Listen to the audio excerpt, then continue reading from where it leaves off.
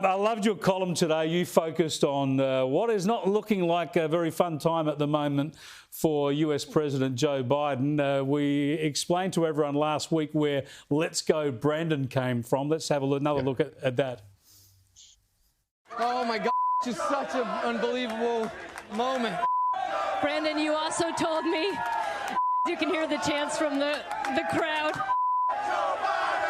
Let's go, Brandon. And you told me you were going to... Let's go, Brandon. I'm still trying to work out whether she misheard that or was brilliant, but that combines a couple of your great joys in life, Tim. That is car racing and bashing the Liberal left. Just how well is this Let's Go, Brandon thing going? Well, that's the thing about it. When it became Let's Go, Brandon instead of the earlier, X-rated version, it meant that people were able to say it, at church. They could use it in schoolyards, and it's totally inoffensive. Except to some, it is offensive. Let's go, Brandon. In and of itself, utterly inoffensive. But now there's this whole cancel movement. People are calling it a disgraceful slur on the presidency and all this sort of stuff. These are people who, for 4 years under Trump, said whatever they wanted to do. Yes. By the way, just to go back to Shari addressing Congress, you wait until you see the backlash against her from the US media mainstream. They are a hopeless yet vindictive bunch of people who believe it's their job to protect the Democratic Party. As a friend of mine, Dave Burge, always says, media in America covers all the big stories with a pillow until they stop moving. Yeah, ain't the truth that the truth. Another friend of ours and colleague of yours, Miranda Devine, is doing that with the Hunter Biden laptop revelations as well. Another story that they suppressed, actively suppressed. Let's move on to something else that you've brought to our attention, which is just a beautiful bit of absurdist theatre, although I think this guy was actually serious. Federal Labor MP Pat Conroy in Glasgow. Have a look at this. I'm outside the Tuvalu Pavilion at the Glasgow Climate Conference, and this startling, thought-provoking sculpture behind it is causing many heads to turn. I think it's a great symbolic representation of the existential crisis the Pacific faces from unchecked climate change. He hanged a penguin. I mean, it's 2021. We're at the 26th version of these ridiculous climate festivals. And we still haven't advanced beyond, the poor polar bears. Oh, my God, they're going to die. But here's the thing. Tuvalu doesn't have polar bears or penguins.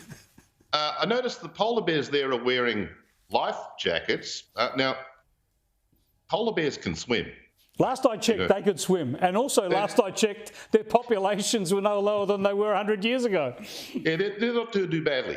And also, the suicide penguin, the artist who created all of this, by the way, is Taiwanese, and he specialises in suicide penguins.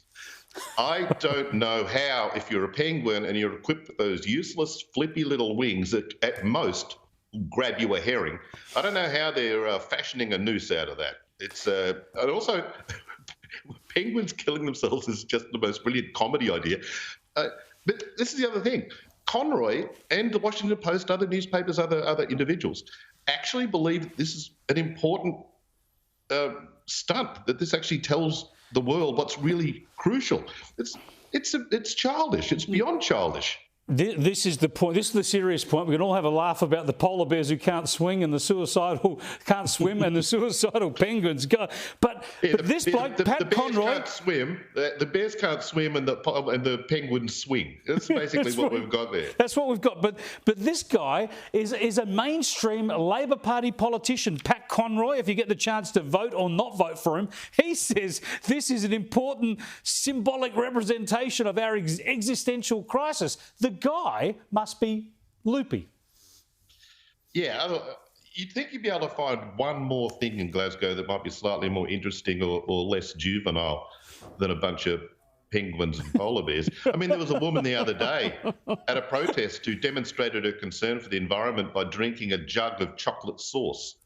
Now, I can't figure it out, but, Pat's over there. Maybe we should get him on the show and ask him to work that one out, because it's another moment of peak idiocy. I'm glad he got over there. I see Sarah Hanson-Young's over there. All these important people are extending their carbon footprints, thankfully, to bring their wisdom to Glasgow. Thanks for joining us, Tim. Absolutely, mate, and I hope they stay there. Indeed. Unfortunately, they're coming back. Tim Blair, you can read his stuff in the Daily Telegraph and check out his blog every day. Always something worthwhile there.